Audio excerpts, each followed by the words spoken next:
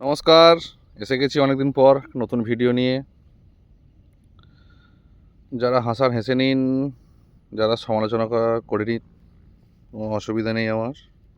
তো এই দুটো জমি বোরো ধান একদিন আগে পিছু রোয়া। তো এটা হচ্ছে আমার জমি, আমার বাঁদিকে। এটা হচ্ছে সম্পূর্ণ অর্গ্যানিকভাবে যেভাবে চাষ করি আমি প্রত্যেক বছর সেটাই। আর পাশের ডান দিকে এটা হচ্ছে সম্পূর্ণ কীটনাশক, একদিন আগে পিছু করে এরকম করে রোয়া। গাছের গ্রোথ দেখুন আর পাশের জমির গাছের গ্রোথ দেখুন।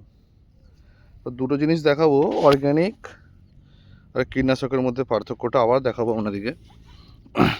দেখুন, গাছ তুলছি, সঙ্গে সঙ্গে উঠে চলে আসছে।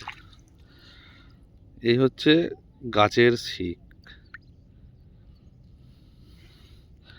যে কোনো গাছে হাত দিচ্ছি, গাছ উঠে চলে আসছে। এই হচ্ছে গাছের শিক, সম্পূর্ণ কীটনাশক। আবার একটা গাছ তুলছি, গাছ আপনি উঠে চলে আসছে। এই হচ্ছে কীটনাশকের পরিস্থিতি। এরপর আমার অর্গ্যানিকের দেখাবো। গাছ দেখুন, ক্ষমতা দিচ্ছি, গাছ উঠতেই চাইছে না। যাই হোক, গাছ উঠলো। এরপরে শিক দেখুন,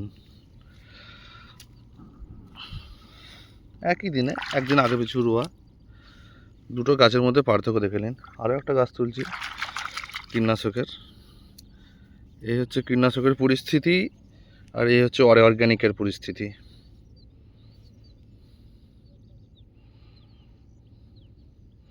বাস্তবটা আপনারা দেখুন, কীটনাশক আর অর্গ্যানিকের কতটা পার্থক্য। কীটনাশকের গাছ তুললেই উঠে চলে আসছে, অর্গ্যানিকের শিক দেখুন কত তলা পর্যন্ত গেছে। আবার একটা গাছ ধরে তুলছে, এটা উঠতেই চাইছে না। ছাড়ুন, এটা উঠা যাবে না, আর তোলা যাবে না। পাশের এটাই তুলছি, এটাও উঠছে না। তলায় হাত ভরি, উঠলো।